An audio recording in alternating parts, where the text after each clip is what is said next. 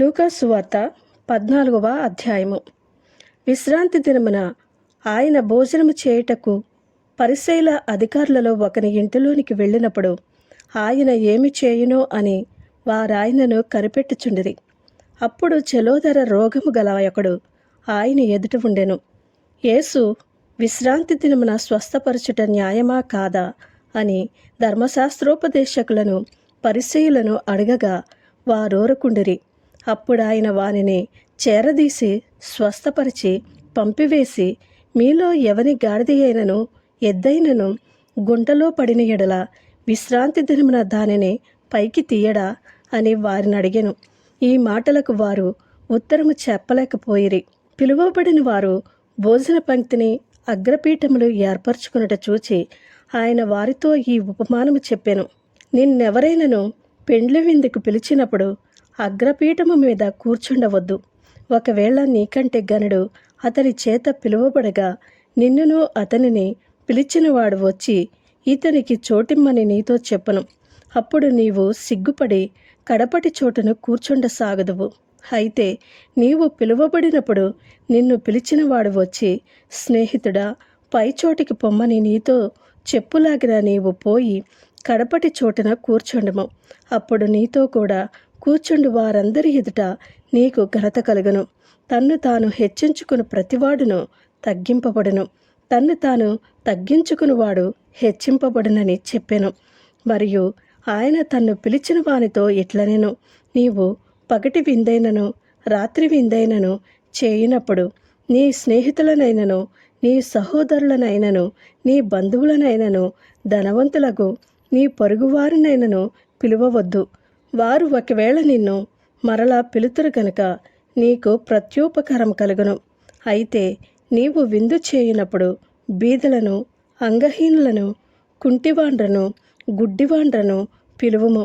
నీకు ప్రత్యుపకారము చేయుటకు వారికేమీయూ లేదు కనుక నీవు ధన్యుడవగుదువు.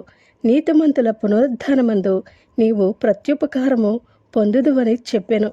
ఆయనతో కూడా భోజన పంక్తిని కూర్చుండిన వారిలో ఒకడు ఈ మాటలు విని, దేవుని రాజ్యములో భోజనము చేయవాడు ధన్యుడని ఆయనతో చెప్పగా ఆయన అతనితో ఇట్లనెను, ఒక మనుష్యుడు గొప్ప విందు చేయించి అనేకులను పిలిచెను.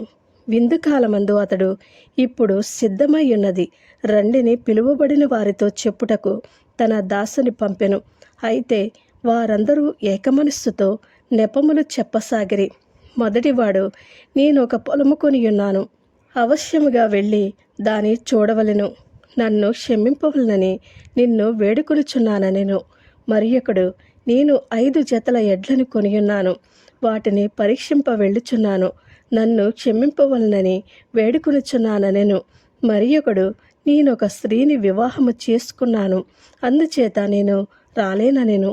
అప్పుడు దాసుడు తిరిగి వచ్చి ఈ మాటలు తన యజమానునికి తెలియచేయక ఆ ఇంటి యజమానుడు కోపపడి, నీవు త్వరగా పట్టణపు వీధులలోనికి సందులలోనికి వెళ్ళి బీదలను, అంగహీనులను, కుంటివారిని, గ్రుడ్డివారిని ఇక్కడికి తోడుకుని రమ్మని ఆ దాసునితో చెప్పెను.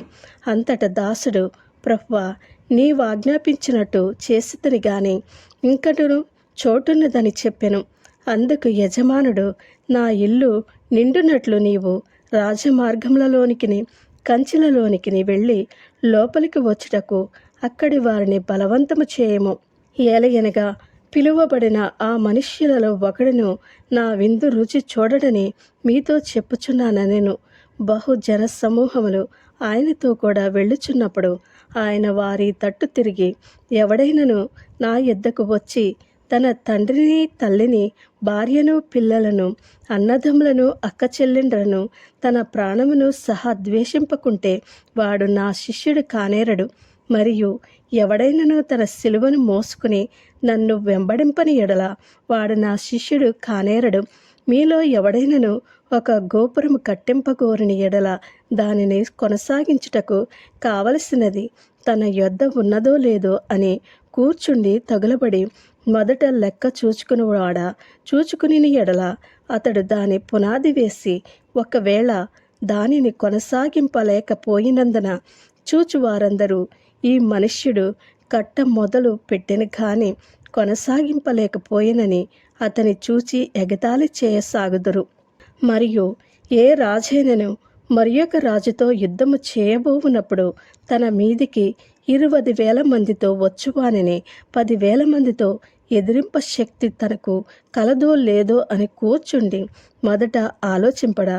శక్తి లేని ఎడల అతడింకనూ దూరముగా ఉన్నప్పుడే రాయబారము పంపి సమాధానము చేసుకుని చూచును కదా.